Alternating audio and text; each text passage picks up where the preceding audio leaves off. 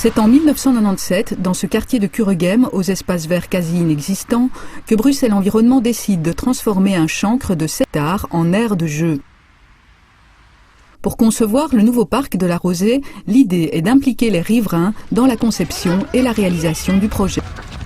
Au lieu d'inventer un parc on va dire, en atelier ou en bureau, c'était d'aller au-devant des habitants pour leur permettre d'exprimer leurs besoins, leurs activités, leurs manques dans le quartier et de pouvoir répondre à ces besoins.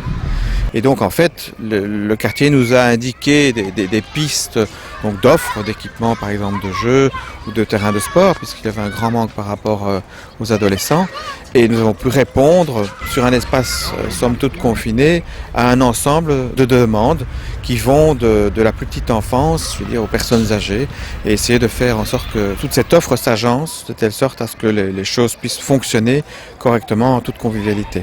Un autre élément favorisant la participation des habitants fut la création de la fresque, une œuvre monumentale réalisée par une quinzaine d'artistes et une trentaine d'enfants du quartier. La fresque, c'est l'accrochage des artistes actifs dans le quartier, notamment à travers les activités de la maison de quartier vers les jeunes ou vers les parents.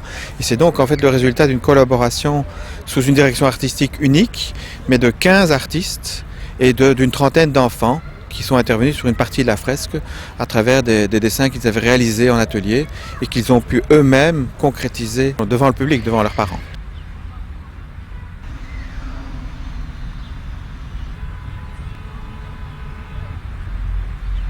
Bruxelles Environnement a confié à un artiste une espèce d'animation qui a lieu tous les samedis dans le parc. L'objectif là est d'accrocher le public des enfants à la problématique ou à la dynamique verte, donc des végétaux. La Rosée fut également le premier parc conçu pour fonctionner avec des gardiens animateurs. Recrutés dans le quartier, ils sont garants de la propreté et de la sécurité, mais surtout, ils assurent l'animation des lieux. Nous, on s'occupe beaucoup des ados et des plus jeunes, mais on travaille aussi en collaboration avec les associations qui, eux, viennent nous demandent par exemple des fois de réserver le terrain de sport certaines heures. En échange, les jeunes qui viennent au parc mais qui ne vont pas aux associations peuvent participer à leur activité. On ne s'occupe pas tellement des personnes âgées. Les personnes âgées viennent au parc, c'est plutôt pour se reposer, se relaxer. On s'arrange pour qu'ils soient tranquilles. C'est quoi la recette pour qu'un parc fonctionne comme ça? Impliquer les habitants dans la conception du parc dès le départ, pour qu'ils s'approprient le parc avant même que le parc soit ouvert, sentent que ce projet leur appartient et que ce sera à eux.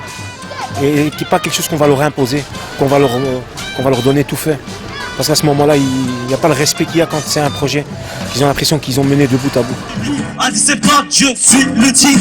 Dans le rap, je m'exprime. Je suis le king sur le ring. Je t'affirme et je te confirme que dans notre quartier, avec le rap, j'ai armé la tête, je copié. Avec mon couplet, je vais te calmer en te disant que dans nos quartiers, tout le monde est accepté.